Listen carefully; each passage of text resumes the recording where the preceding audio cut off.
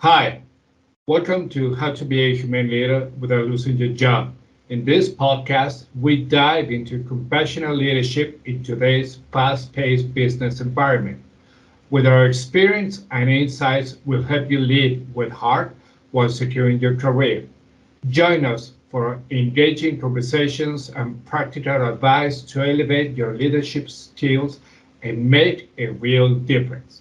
I'm your host, Roberto Torres, a seasoned startup engineering leader, alongside Chris Ollerkin, a Fortune 100 IT leader.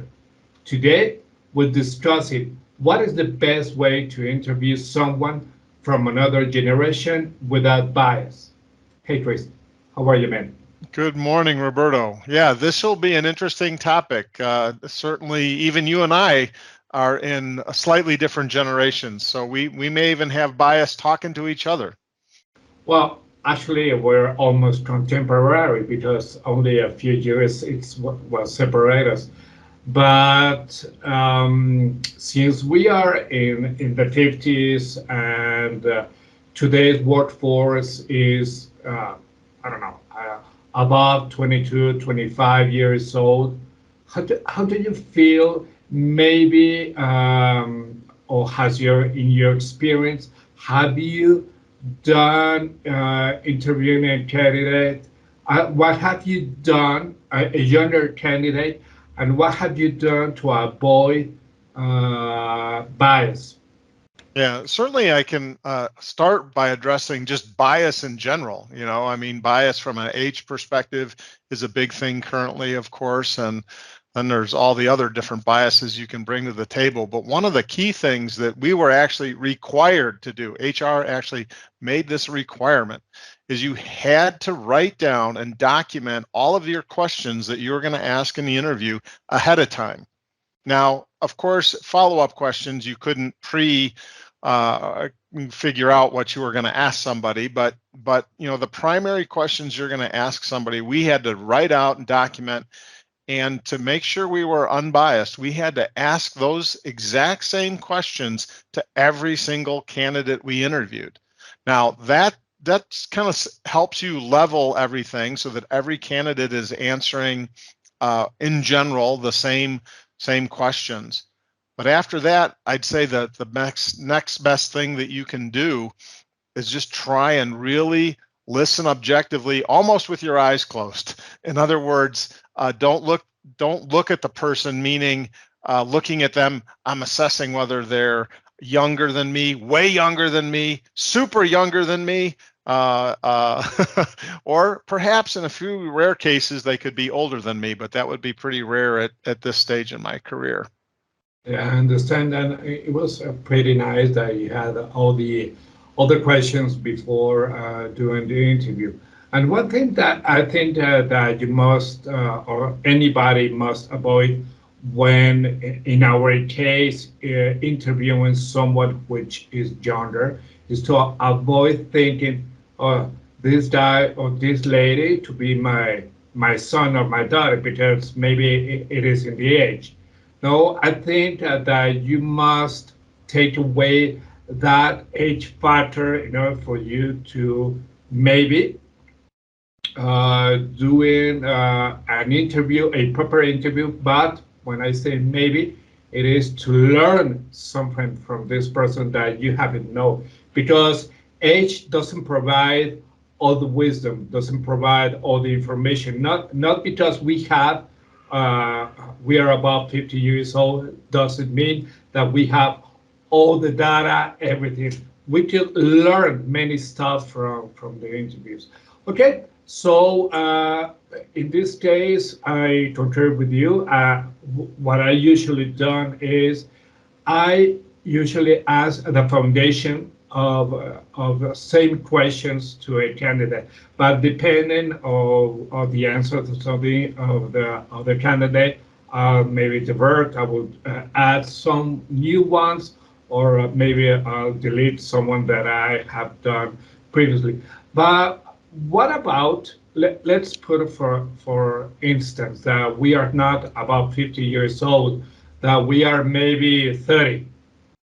Interviewing the opposite, maybe interviewing someone, excuse me, our age, maybe a 30-year-old guy interviewing someone who is above 50 years old. What do you think could be the best pointers for this person to interview someone which is older generations without being biased, to be totally unbiased? Yeah, certainly. It's again, and I think embracing that you probably have biases is going to be key in that situation, right? So, just like you mentioned, not interviewing them and thinking about the younger candidate being your son, don't interview the candidate thinking they're your dad and that they don't know new technology because they're old. I think in IT it can really level the playing field. You know, let's use AI as the example. How many people have 30 years of experience in AI? No, next to nobody. Although there were some very crude AI things in the 90s, in general, unless you were doing your PhD dissertation, you probably did not get exposed to any type of AI until fairly recently, and for many of us, just within the last few months. So I think when you're interviewing someone older, you know, try and put the context of their answers into the what is the current technology that you're working on, and what technical things are you trying to solve. This older candidate may have the exact same level of experience with the new technology, in this case, let's say AI, so they've worked in it for a year. Well, so does the candidate who's 30 years old. Make sure you're listening to their answers and saying, how is it relevant what this older person is saying about what they learned about AI? And they may have a slight twist in their answer because they've had some experience with many, many new technologies versus, let's say, a candidate who's 25 or 30 years old. He or she has only experienced a few new technologies. Those of us in our 50s, you know, we went through dealing with mainframes to this thing called a PC, then a PC that could be networked, and then there was this thing called the internet, and then the internet had this thing called email and web browsing. And you know, so sometimes the experience of embracing new technologies and deploying it is the key, you know, the key understanding that you want your candidates to have. And perhaps in this case, an older person may have deployed a lot of the newer technologies as they became new and now are old and legacy technologies. But AI, I think, is going to go through that same kind of experience, and it might benefit your team. Sure, have a few people that are 30, few people that are 40, few people that are 50, and a few people that are 60. And I think when you interview those candidates, consider their answers and say, how do they approach the problem and how do they answer you, and how is that going to help you adopt, you know, the technology that you're trying to implement, you know, that this open position is going to attack. Yeah, yes, and one thing that you nailed was take away the ageism. Try not to think about the age because it is true. If I'm thinking, oh, I'm interviewing this person who could be my dad, and from there it's going to be totally mayhem. And one thing to understand is that depending on the generations, you could either have born into the digital trendy world, you know, like my son, who I could say that he almost was born into all these mobile devices, all this tech and everything, regarding, as you mentioned, well, not regarding, versus hours, which we had to dive into. We saw everything who was created from scratch and everything. So if people could take away that, you to be open to many things. Let's say, for example, you mentioned AI, and I was thinking about ChatGPT, which was born last year. On the last week of November was born ChatGPT, and I knew it from 1 week later, which was the first week of December. And since then, I've been using it heavily. So maybe the thing is when you're talking about maybe the same knowledge, try to open your mind. Maybe you will find your you will learn more stuff if your perspective is open, it is wide, rather than being, as we spoke in an early podcast, to have blinders and only see what you want to see. If you have this, it's going to be an interview which is going to be real unbiased. And one thing also it is that people still learn no matter what age they are in. Let me say, for example, I got into this boot camp right now, which I'm learning to code in JavaScript, which is something that I knew but barely scratched it. I didn't code it, and I'm really learning and enjoying. And at the end of boot camp, I will be a pretty good engineer. I don't know, maybe I won't be a senior engineer, but that doesn't stop me because in the end I want something to add to my, not to my resume, but to add to myself, to challenge myself. Even though I'm 53, it doesn't matter if what age you are. And let me tell you, in this boot camp, in the generation I'm in the group that I'm in, there are people who are maybe three below 20 years old, maybe 17, 18 years old. It is myself, which I'm 53, and there is a guy in 50 years old, 46, another with 40, and guys between in the mid 30s. So I think if you have perseverance, if you have willingness, and you can do practice, you can learn anything regardless of the age. So when you interview someone, try to learn what you can, what the most of this person, and the interview will be really, really fun. One thing is you might not hire this person, but if you could learn something from this person and this person from you, the interview will rock. Yeah, absolutely. You can always learn something by doing the interview, even if you don't end up hiring the younger, middle-aged, or older candidate, whichever one, all the different pool of people that you talk to, you're definitely going to learn some things. And when I personally interview people, I am always looking for that continuous improvement on self, meaning, and that doesn't necessarily mean that you're doing this training on your own per se. Sometimes that's training the company sponsors you to go to.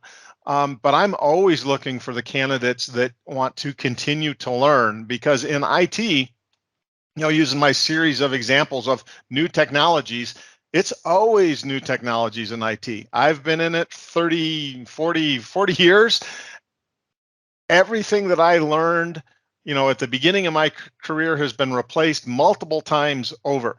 And so if you're not a continuous learner, IT is not going to be necessarily a great job for you. Now, there's many other people that may be listening and watching where they're not in IT, but there's still evolutions in accounting and finance and other areas of employment where continuous learning is still going to help you approach different things. Because maybe, let's use accounting as an example.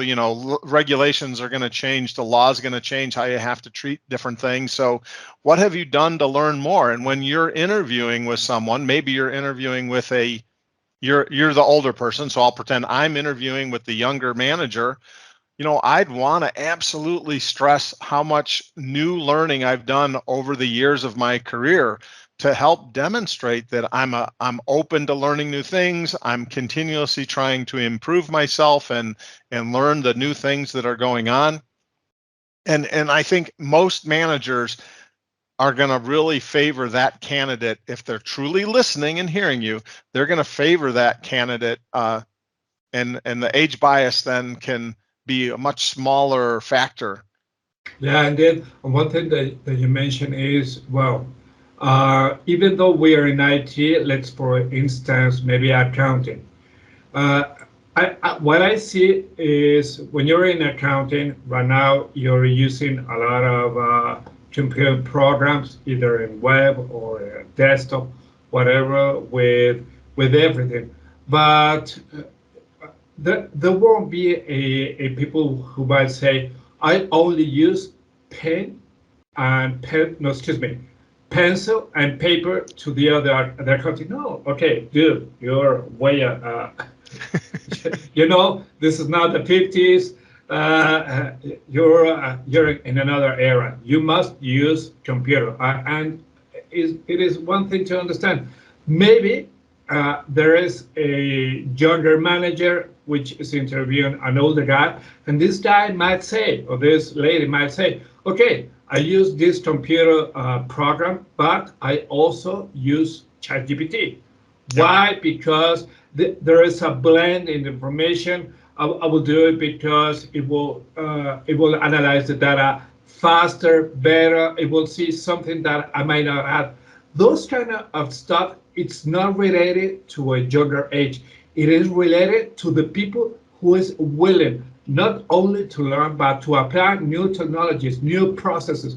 Who is willing to explore new stuff in order to be more effective, to be fast, to have, to make their life easier.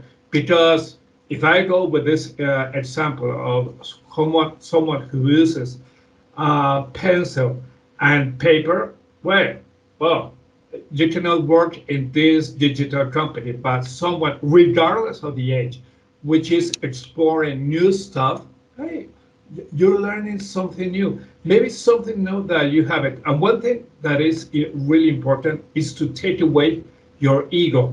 Your ego in the interviews is going to make the interview go wrong. Take away your ego, put it away. That it goes on a walk, no, excuse me, on a walk. Um, and when you do that, you're more open to discover new stuff, to be amazed. And when you do that, the interview could go really, really well. And it doesn't matter if you're the hiring manager or the interview uh, or the candidate. It could go both ways, and you're going to enjoy it a lot. Do you Yeah. agree? No, I completely agree. It's really listening to, what is that answer telling you?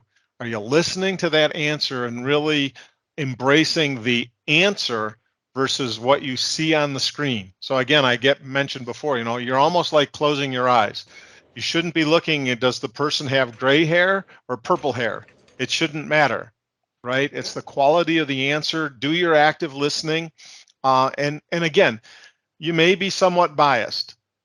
When I was growing up, there wasn't a lot of purple hair. So I need to, embrace the fact that I may be coming into this interview with bias against people with purple hair. Well, then I need to be really intently listening to the answers that a purple haired person tells me so that I can objectively evaluate that answer. So when I'm scoring all my candidates and trying to figure out who do we need to make the answer to, I'm objectively listening to that answer from the purple-haired person and giving them a fair opportunity to get the job. And again, for me personally, if all the candidates are equal, and one of them's a very active new learner. They're learning new things in the industry that I'm interviewing for, and they also like to learn on the outside. Maybe through the discussion, I've learned that they picked up a new hobby and they're learning how to play guitar. They're learning how to play pickleball. They're learning whatever it is. They're learning something new inside, in related to the career. They're also, actively learning outside their career. Boy, I'm going to take that purple-haired person every time over all the rest if they're an active learner. Yeah, yeah, indeed, and it is an awesome example that you mentioned the purple hair. But let's do the opposite. Maybe when you're a hiring manager, a younger hiring manager, and you interview someone older, and you arrive. Well, it is a remote interview, and you're in a t-shirt, and maybe the older guy it is in maybe in a suit, maybe with a tie, maybe even though with how could I say, with a shirt, with a formal shirt, and you say, my God, what is wrong with this guy? Or could be at the opposite. No, you are the one which is formal, maybe casual, and you see this guy in a t-shirt, and say, what is wrong with this person? So take away that. Take away how could you be word out, dressed out, excuse me, how could you be, I don't know, something related to your generation, and hear everything. As you mentioned, Chris, active listening would be the best way to do it.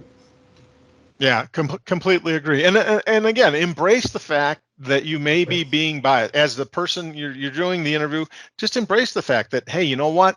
Maybe I have some bias. So be, extra thoughtful in how you're listening and how you're, evaluating those things. Because I think that's if you're going into interviews, either side, whether you're the person applying for the job or you're the person asking the questions of the candidates.